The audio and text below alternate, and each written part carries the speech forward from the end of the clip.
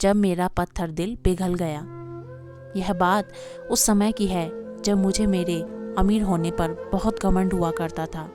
मुझे ये पैसा, रुतबा सब कुछ विरासत में अपने पिता से मिला था।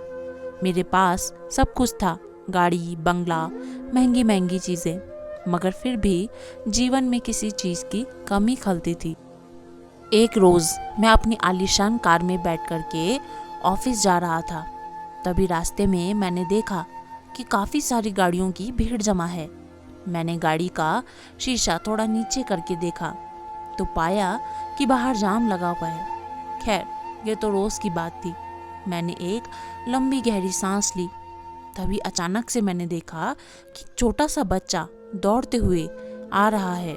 मैं उसको देख ही रहा था कि अचानक उसने एक बड़ी सी ईंट का टुकड़ा मेरी कार पर मारा, जो कि मेरी कार के शीशे को तोड़ करके निकल गया।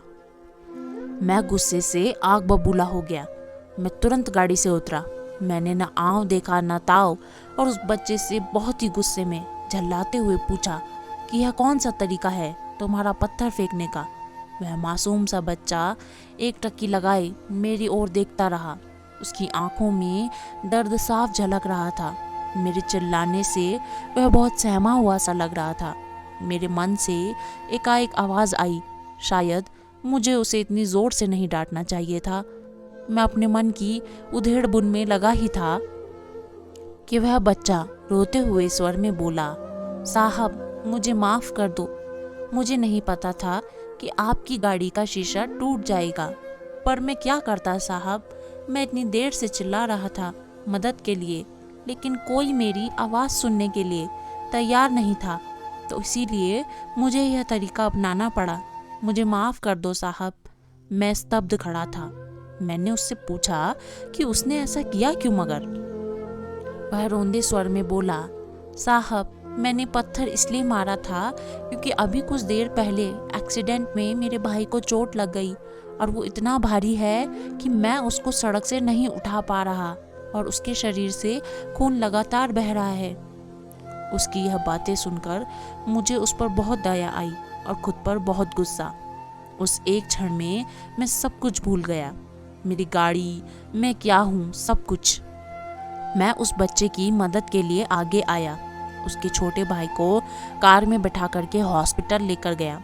हालांकि कार में काफ़ी धब्बे लग चुके थे, लेकिन इसकी परवाह किए बगैर मैंने उस बच्चे की मदद की। और जब डॉक्टर ने आकर कहा कि अब इस बच्चे की हालत खतरे से बाहर है, तो मुझे बहुत खुशी हुई। मेरे मन को बहुत सुकून मिला कि आज अच्छा काम किया है। शायद मेरे जीवन में इसी चीज़ की कमी थी, सुकून की, मन के सुकून की।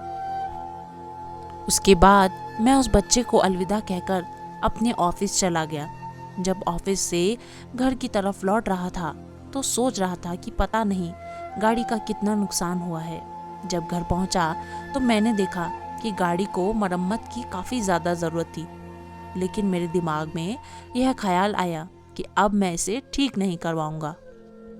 यह हमेशा ऐसा ही रहेगा, तो मुझे याद दिलाता रहेगा कि इतने भी कठोर मत बन जाओ कि ऊपर वाले को तुम्हें बताना पड़े कोई मदद के लिए तुम्हें पुकार रहा है।